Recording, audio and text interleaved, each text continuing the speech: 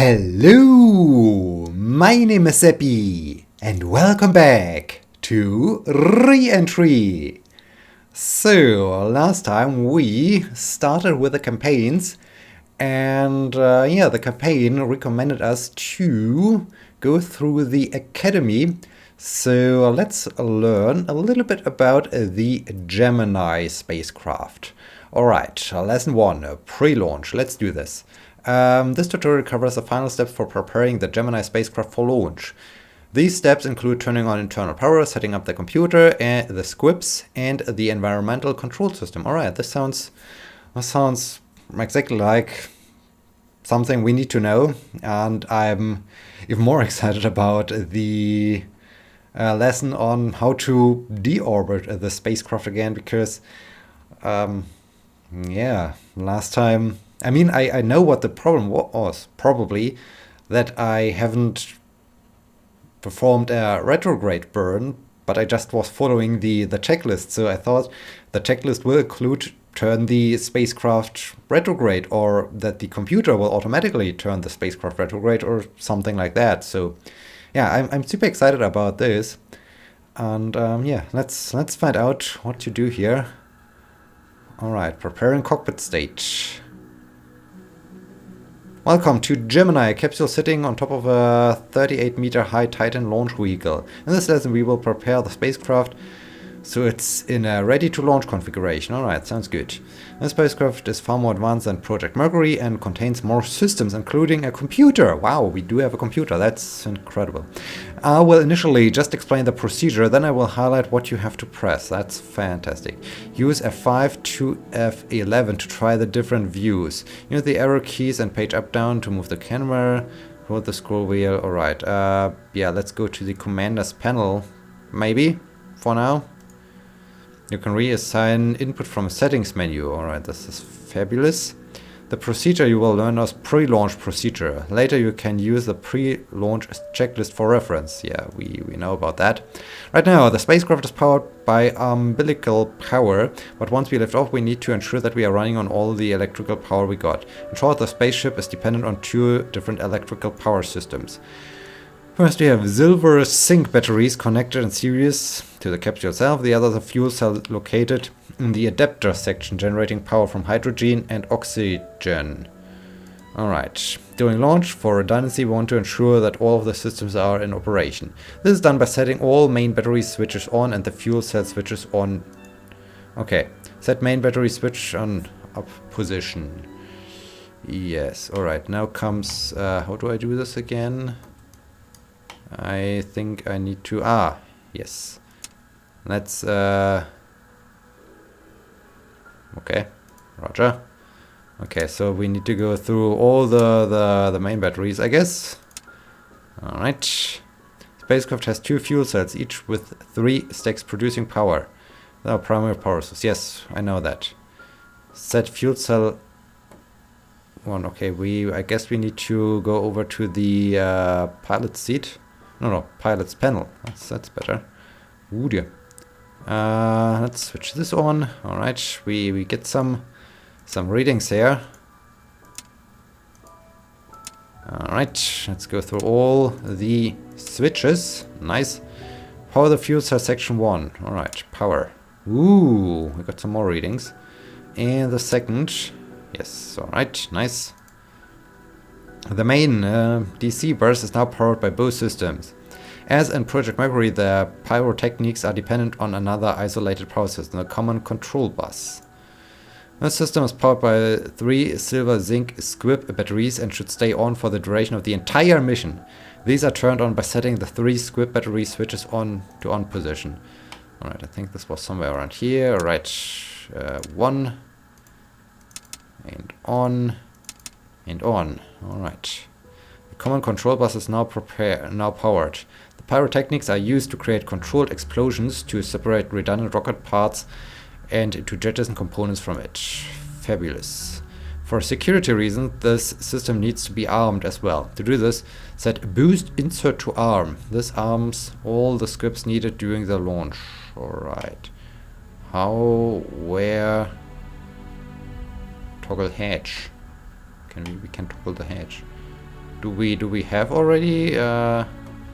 Roger. Set boost. Okay. Now. Where do I?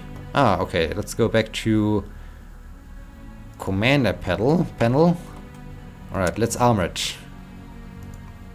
For safety reasons, all 4 retro rocket engines will be set to arm during launch. Roger.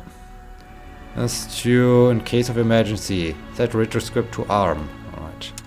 Arm. So I think we need to go through all the buttons. Very nice. Next we will turn on the onboard computer. The OBC is AC powered through the IMU and the main DC bus using an internal inverter. Okay. All that is needed to turn on the computers to set the power on. Well, when that's it, that's easy. When on, the computer needs 20 seconds for self-test. The computer display and keyboard is located on the pilot side. Let's go back here. So I guess this is this, right? Both are turned on by setting the MDIU power switch to on. Alright. Okay. You might see computer self-test running, but the display should be set to 0 when done. It's 0. If not, you can press clear to reset the display. This can be pressed anytime, will not alter the memory. Alright. While the computer is running, the self-check, let's set up the environmental controls as well. I don't know if it's not finished yet. Roger. In short, the cooling of the spacecraft is done by a liquid cooling system going through all our components. Alright, the spacecraft has 2 of those cooling systems, each independent upon each other. Very nice. Set primary coolant pump A to on. That's...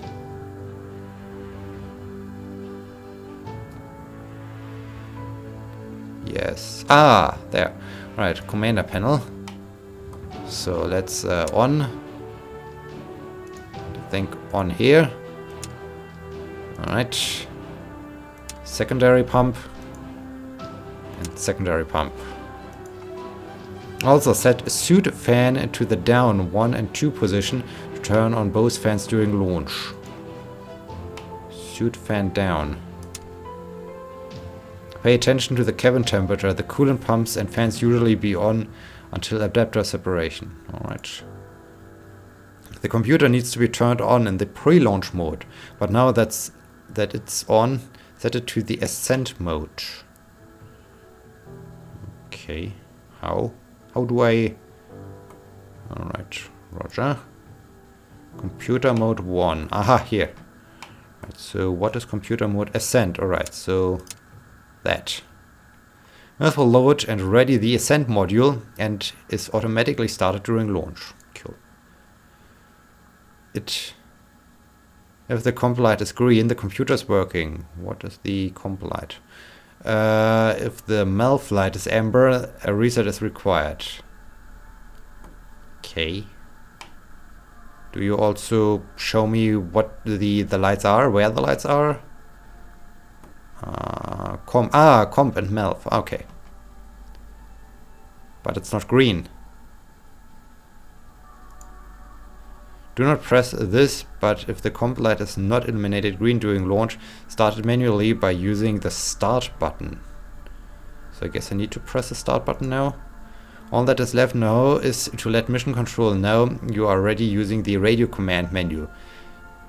And press ready to launch. Roger. Okay, ready to launch. When the countdown reaches 0, the rocket will launch and ascend into orbit automatically. Feel free to take a look around the cockpit to get familiar with it. That is for now. See you in the next mission. Yay, I did it. Alright. So, main menu, I guess. Alright. We are still at level 1. Fabulous. Gemini lessons. So we did that, right? Yes, we did that. Now, Ascent of a Titan. The Titan II is a launch vehicle of the Gemini program. In this lesson, we will learn how to ascend into orbit using the Titan. That's good, because I had a couple of questions as we launched into space the last time. So, yeah, it would be good. It would be very good to know what I need to do. Especially this, after getting into my initial orbit, they said something I need to adjust. But I wasn't quite sure what to adjust, so yeah, we will see. We will see. I hope this tutorial, this academy helps us to we welcome every virtualist. Okay, do I need to go through the pre-launch sequence again now? Welcome back. Okay, let's go to Commander panel right away. In this lesson we will learn how to ignite those engines of the 38-meter long Titan. Okay. First we need to repeat the steps we learned in lesson 1. However, instead of me telling you what to do, we will use the provided checklists. And why are you highlighting the altimeter? Press M to look mission pad. From there, select the preferred checklist. Either follow it yourself manually or press 1 to enable the guide. I think I will do the guide because this makes things a little bit easier. So what do I need to pre-flight? Alright. I mean, it's a little bit crowded here. Can I move this somewhere else? No. Okay, so we run it. Okay, main battery. How far? Ooh, I can zoom in quite far. This is cool. Right, let's switch on all the squib batteries. Now we need to go to the fuel cells. They were located there. Can I reach this one? Shoot, what have I pressed? Suit up. Okay, maybe I need to go to the pilots panel. Ooh, a little bit close. Oh, I probably used this button. Okay, up. On. Power on. Power on. Computer power up. Alright, so I can go back to my commander's panel, I guess. Computer on. Power up. Okay, it's doing its self-test. Squib boosts. Alright, let's arm all of our things. Coolant pumps. Right. And down. Computer mode 1. So perform radio check. Radio check. We radio 5-5. Alright, perfect. We did it. Roger. Look and check the checklist tab. From there, select the pre-flight checklist. Yeah, okay, we did that. The guide will highlight the switch. Yes, we did this.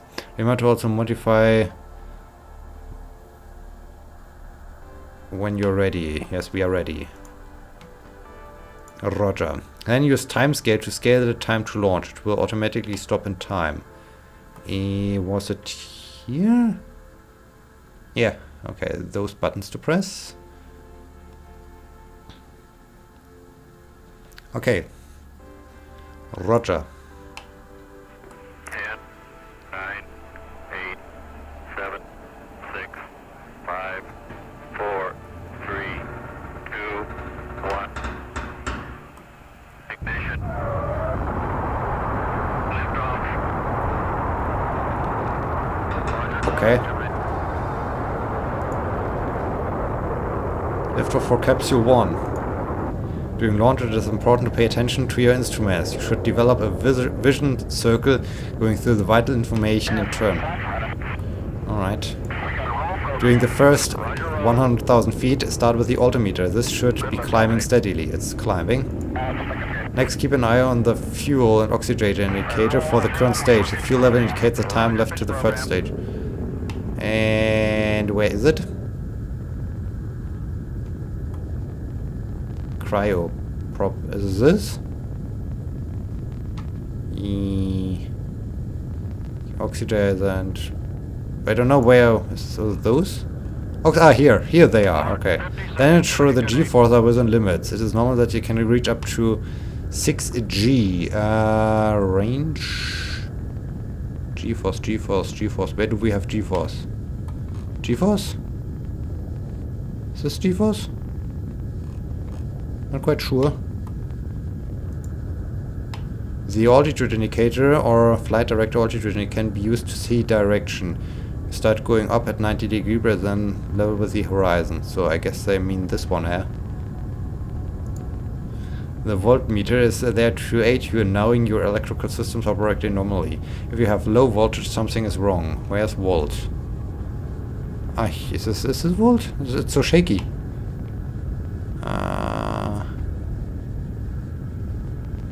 propellant.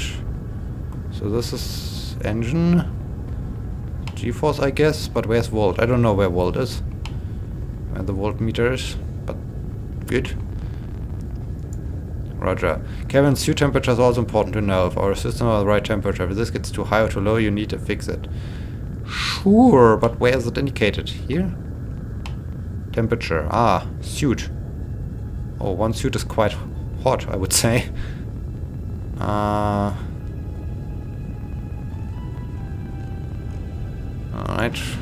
The cabin pressure CO2 should be frequently monitored using stabilizers 5.5 during ascent.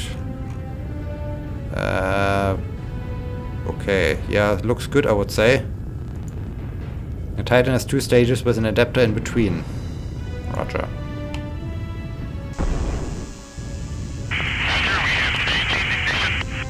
Roger, staging. Stage 2 is equipped with an LR91 AJ7 engine producing 445 kilonewtons of thrust. The rocket will now focus on building orbital speed to insert the spaceship into a parking orbit around Earth. An important feature of the Gemini capsule is that it is equipped with a translational thrusters in addition to attitude thrusters. This allows the capsule to modify its orbit in flight. Awesome. You can monitor propellant using the other gauge, so this one, I guess. How much? This will give you an indication of how much more it's left before you're on orbit. Okay. Well, it's slowly going down. That's fabulous. Once you reach orbit, the computer, if it's running and is in ascent mode, will calculate the distance left to enter in the initial parking lot based on the flight plan. Cool. On the left side, commander seat, just below the FDAI, you can see the IVI. Once stage is completed, the computer will show you the difference using the 3 values here. So I guess this is that, right? We will do this once we have successful stage 2 cutoff. Okay.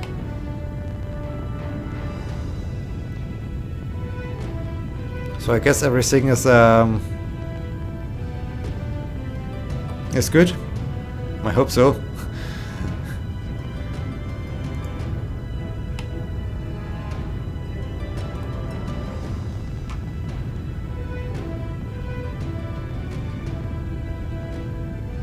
Okay, this is our G-force, I guess.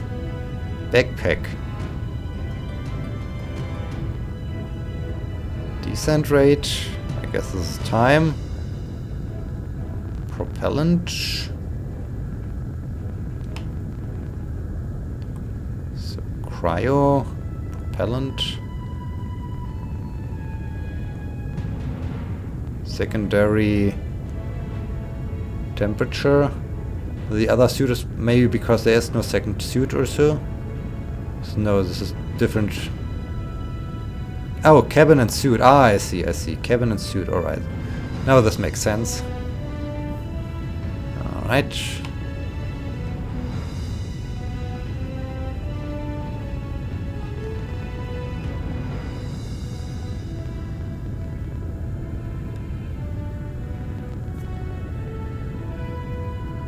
Cool. Okay, we are shortly before. Roger, Seco. Okay, we're in space now, I guess. While the computer's calculating, let's separate stage 2. This is done manually. We're pressing the sequencer light that is illuminating. Sequencer, I think this one. Roger. When you see SEP spacecraft illuminated, open it by left-clicking and then left-clicking the button below it. This will use the scripts and pyros to separate stage 2. Okay. Great. Another important step is to jettison the horizon scanner covers and the protection cover in front. Do this by opening and pressing the jet fairing button. Okay, let's close jet fairing. Roger.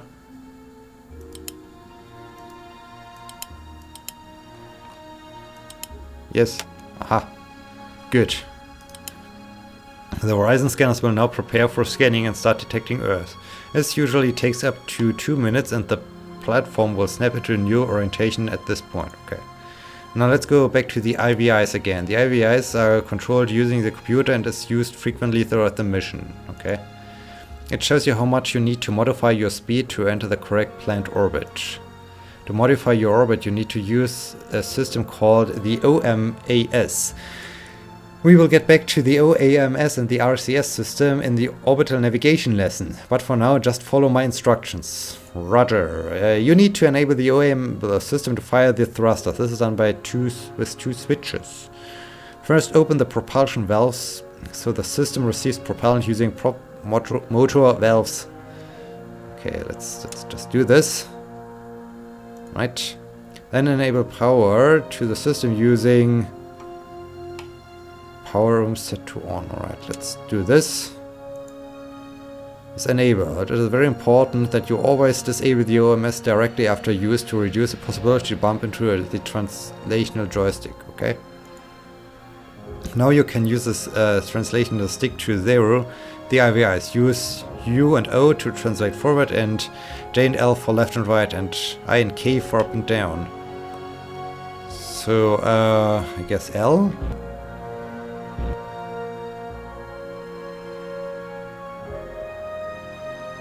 I hope...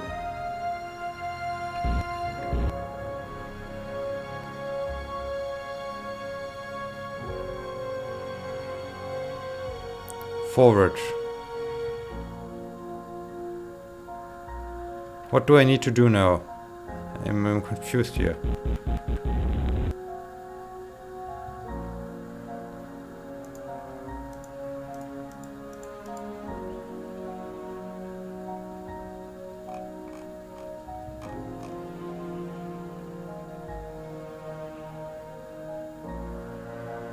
And I need to go a little bit...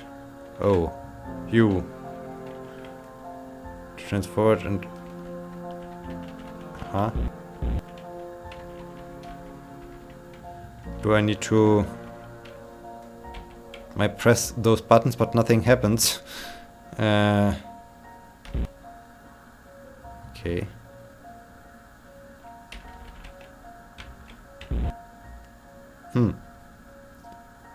Roger. Okay, I don't worry too much about zeroing them out. Congratulations on completing Ascent on a Titan. Okay. I still don't get it. I mean...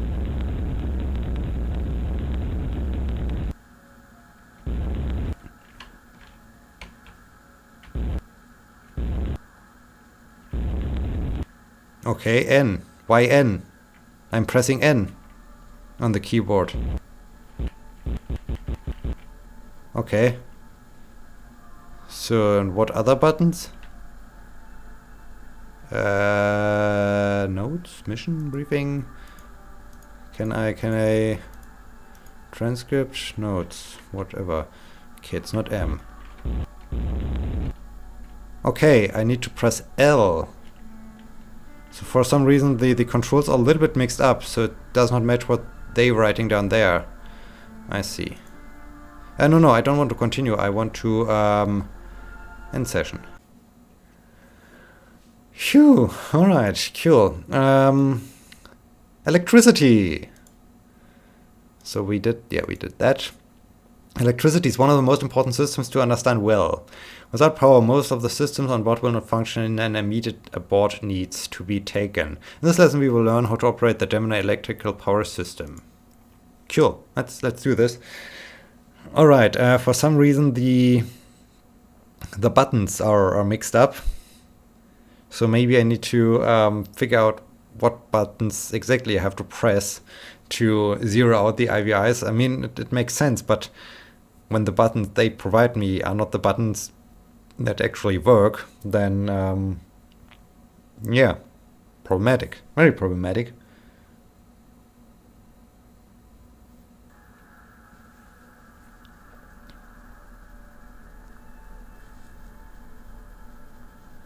Alright, preparing cockpit state.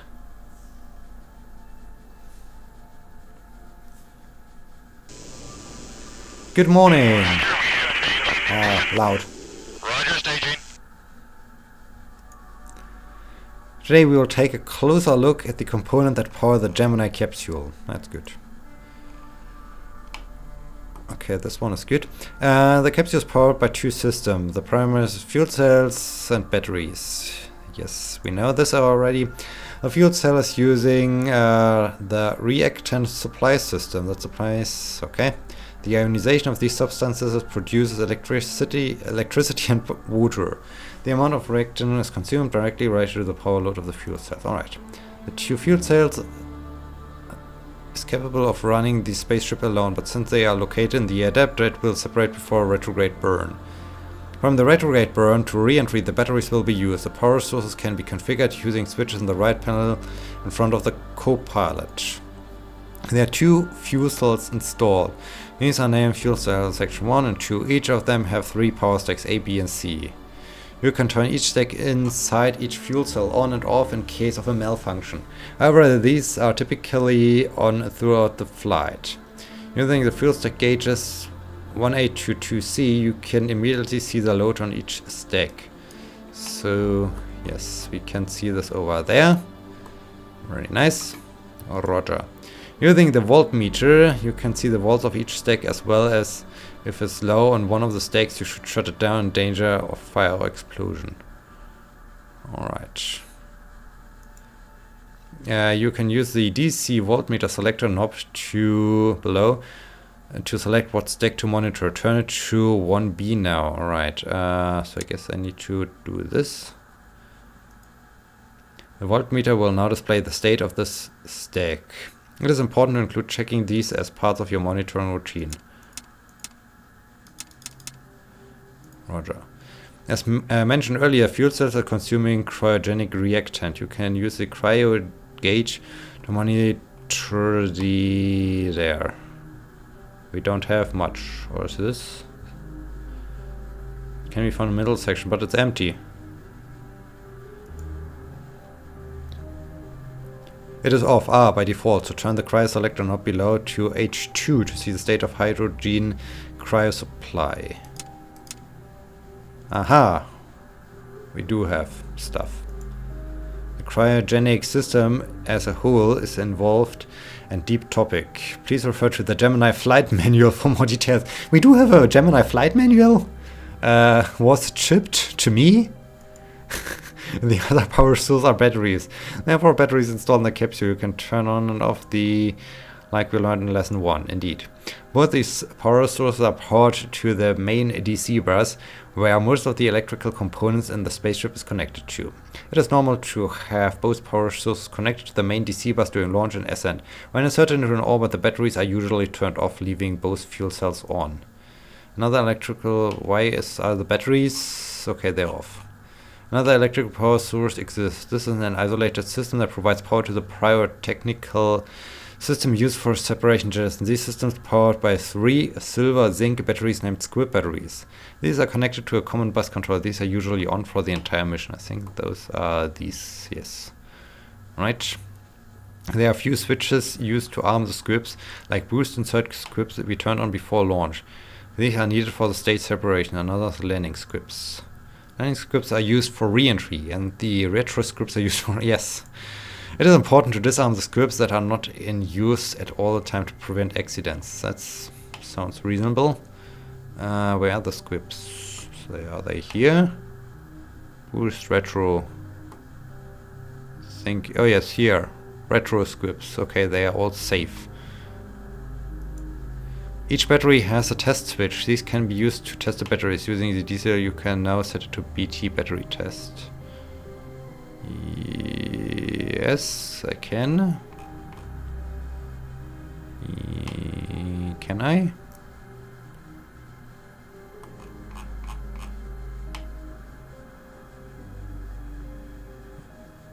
Okay, where is it?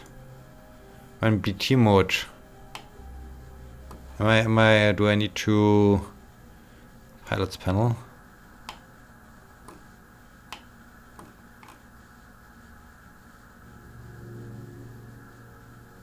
Is this the thing? Ah, here's BT. Alright. When in BT mode, you can set the battery switch to test, and you will see the voltage of that individual battery. Okay. If the script battery should fail, you can use the bus tie switches to connect the main bus to common control bus. But let's first test. Alright. What can I do? Script battery should fail. You can use the bus tie switches to connect the main bus to the common control bus. Okay, bus down.